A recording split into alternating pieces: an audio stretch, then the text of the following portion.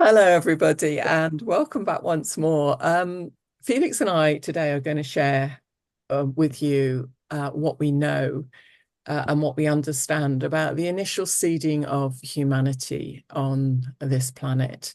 There have been three seedings. Each time the seeding has followed the same pattern, and that's the pattern of 12 tribes being located on the planet.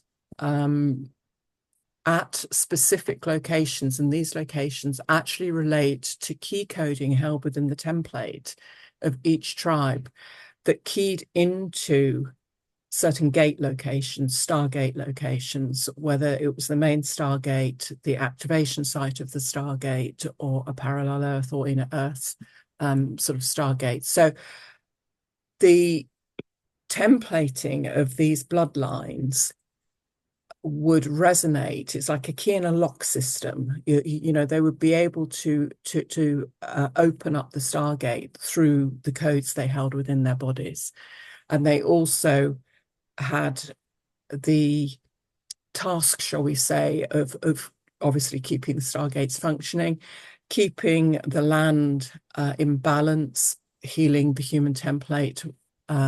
So these were the major bloodlines that then went on to seed the rest of the human race. And these bloodlines we have called in the past Margie, the Margie Grail lines.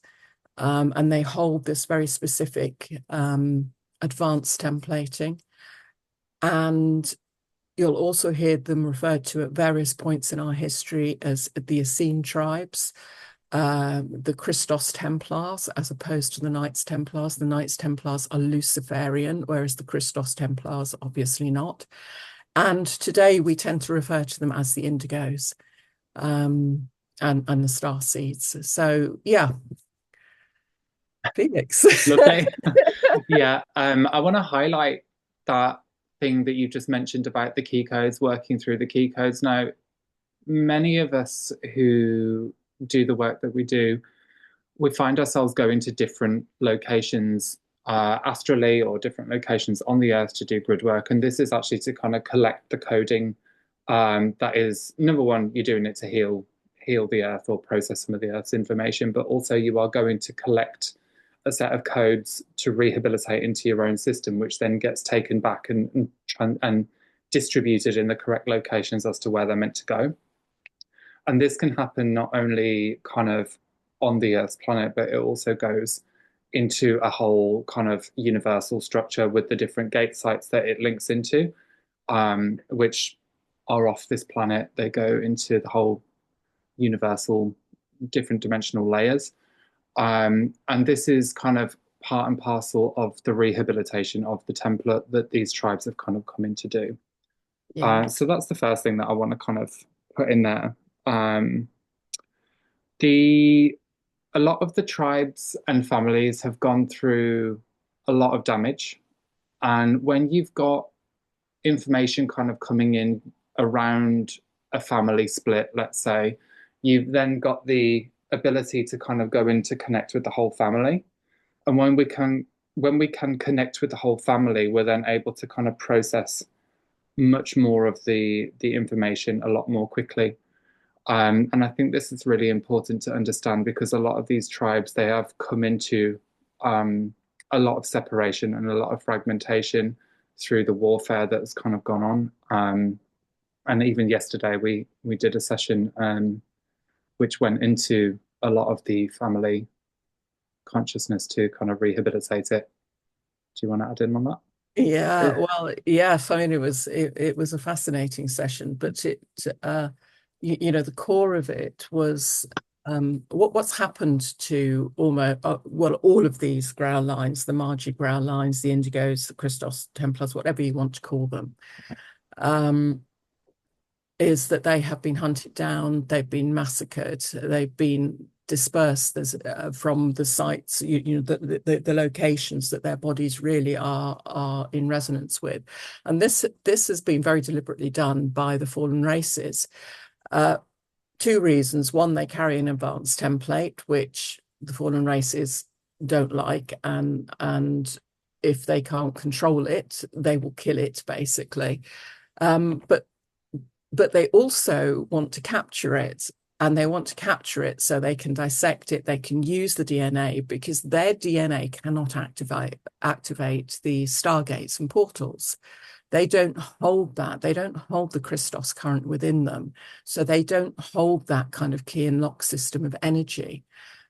So they need the Margie Grail DNA in order to activate stargates. And they have control, or they had control at one stage, of quite a lot of the stargates on the planet.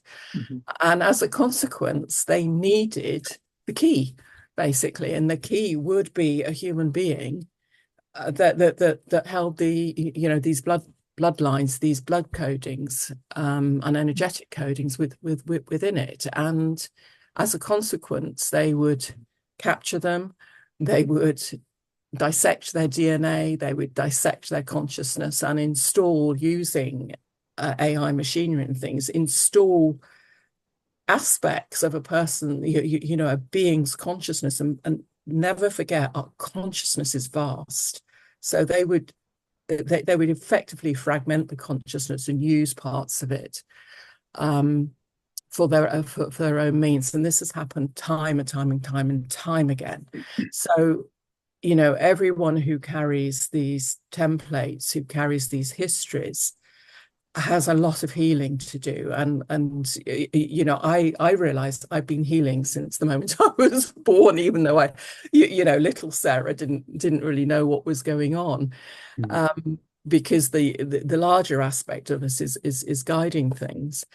But the pulling back together, the pulling back into ourselves, the bits of us that have been taken, unlawfully taken, and used and abused, is a big part of what a lot of the star seeds or the current indigos are here for, as well as helping to restore the Templar, etc., etc. I mean, we're none of us one-trick ponies. We've all got a lot to do here. So I mean,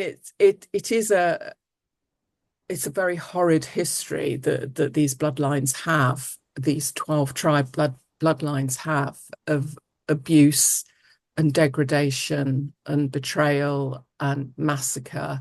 And, it just goes on. And a lot have been pulled, or aspects have been pulled, into fallen consciousness. And again, a lot of the work that's been done over the last few years has been releasing them from that captivity. And bringing them back into wholeness. So, I mean, of you, I was going to say, all the star seeds, all the indigos will find some resonance with what I'm saying, because there's an aspect of them that will understand at an instinctive level. So when you are, sorry to interrupt you there. So when you are healing yourself, or healing a personal family trauma, you're also going to be healing that extended 12 tribe family trauma. And then even beyond the 12 tribes that I've incarnated on Earth, the consciousness family traumas as well that have also come about through that experience, whether it is a divorce in your family, or a betrayal, or I'm getting a load of pain over the top of my head with that. Yeah, so whether you've got like a divorce that's happened in your family, or a kind of betrayal or something along those lines, this is then extending out into the consciousness family that is also being rehabilitated through the betrayals that have taken place within the fallen races, or the fallen aspects of the family. So I do I do have information on the individual tribes, where they were located and things like that, but I don't think it's just a splurge of words on a video like this. But I mean, anybody contact me if you're interested in having that. I put it into tabular form so it's easier to understand. So in short, if you were to round up a summary of the 12 tribes, what would that be?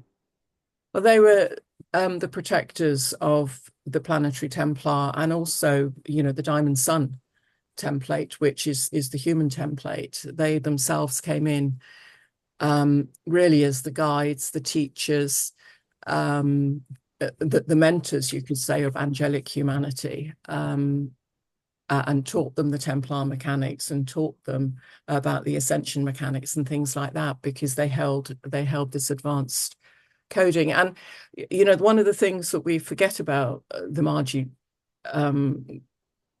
Grail lines, or the Christos Templars, or whatever you want to call them, is that they carry an advanced template, but it's not, they themselves would say, it's not because they are superior to everyday humanity.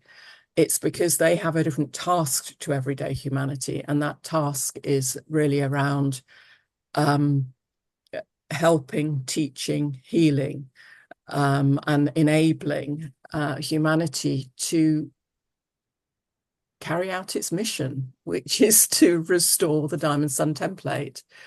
So yeah, they have all of us who are here at this time have as I said, not just one mission. We have quite a few, and a lot of work to be done. Yeah, it is being, the good news, it is being done, and wouldn't it be wonderful if we can get back to a place where the Margie Grail tribes can go back to the lands that they're on. At the moment, we're seeing, I look at what's happening in Palestine, and you have a Stargate there, in Jerusalem, that really is under their guardianship. That land is their guardianship, and they're trying to be thrown off it at the moment. So the massacres, the hunting down is still going on today. This is not old history. The same is true of the Cathars. The Cathars were a Margie Grail line. Think of how they were wiped out. Think of how the Druids were wiped out. It goes on and on and on. At one time, not so much now, but at one time it was very dangerous for anyone to know that you held these key codes within you. Exactly. Yeah. But we're now in a place where it's safe to upfold. So, and that's why we're kind of shedding it. Yeah, it's safe. It's safe to bring the memories back up and to do the healing. Yeah. So it's a good place to be in right now. Nice one. All right. Thank you guys so much for joining today. That was lovely. Thank you, Saira, for that information. And we'll see you again soon. Lots of love. Bye.